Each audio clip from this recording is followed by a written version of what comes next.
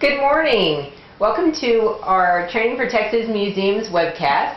I'm Laura Casey, State Coordinator for the Museum Services Program at the Texas Historical Commission.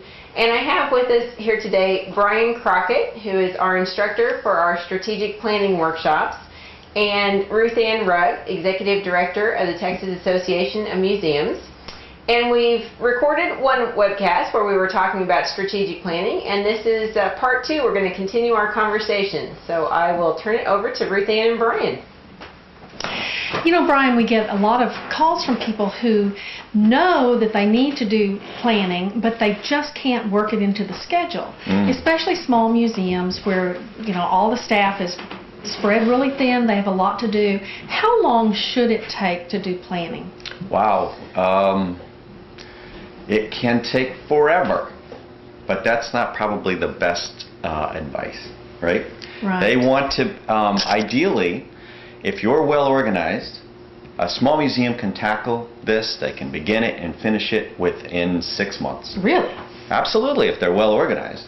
The trick here is that they need to be able to set a term, because that's the way in which you can attract good stakeholders, and particularly board members, to the cause.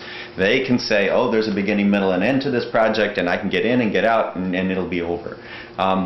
Strategic planning tends to go on, and it need not, particularly with small museums who have very particular needs that should be solved with some relative ease. So I know that that's not a hard and fast answer, and it's going to change accordingly, but I would not recommend that strategic planning for a small institution extend to anything more than a year. At that point, you're planning for the sake of planning, and you've probably taken your eyes off the ball when it comes to your real mission and your real public service in terms of both preservation as well as education. Well, you know, sometimes I hear from the museum staff who has a hard time getting the board members engaged. And are there any exercises that you might do with your board, any prompts that you might give them that would help them to begin thinking about the future for their museum? Well, you know, we mentioned in our earlier webcast that a ready board, an able board that understands its leadership is the first best step to planning. And that is that they really understand where they fit in terms of the nonprofit, what their responsibilities are, and that it is their role. If you've gotten past that point, then the real trick is to figure out whether or not your board members understand the business of being a museum or being a historical society. That is, do they understand very specifically where their niche is within their community? Do they understand, can they articulate their public service? And most importantly, and I think this is really critical for organizations, many small museums are very old organizations. Right. And they come with a whole lot of baggage, and they come with a lot of bad habits. But at the end of the day, these are places that are filled with virtues that should easily overcome that baggage. So you think that really the planning activity itself could be a way to start fresh for some of these organizations? It's the way. It is absolutely the way. Well, how does that work?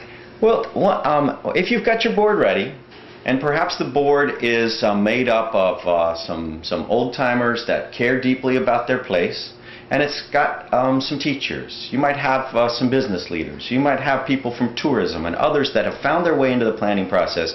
That's the point at which you can insert what we call prompts, visioning prompts for a board that can set their eyes on the horizon. Now that means we talk to them about demographic changes within their community and within the country itself. We look at economic factors. We look at our field as a whole and new educational initiatives that are maybe striking new directions. And not that every small museum has to accept every one of these, but they do need to understand that they don't operate in an island, and that they operate solely for the purpose of serving the public. So once they get their head around that, the visioning happens very quickly.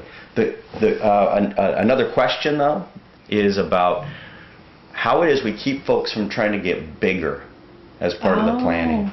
Bigger is not necessarily better. Bigger is not necessarily better. In fact, I feel very strongly that small institutions should concentrate more specifically on going deeper in the visitor experience and making inroads that are meaningful and relationships that count, rather than just trying to acquire a brand new building where they can put more stuff in it. So that's a big part of the planning process, is you always find folks that just believe that planning means growth, and growth in ways that is pretty traditional. It could be a little scary. What if your museum decided to go in a really different direction and away from all the heritage and the legacy that surrounds them, and they want to do something completely different?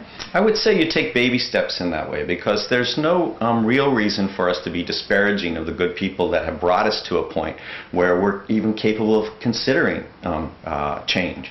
So I used to believe that every time I encountered a problem in the museum field or among small rural museums was the first time anyone had encountered that problem. Right. And now as I right. grow older, I recognize that I'm part of a continuum here.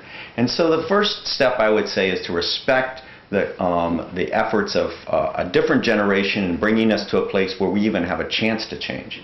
But then also recognizing that we're just another chapter. And when it comes to work in history, our responsibility is not just for this time, it is for all time. So we have to take the long view here. Sounds good.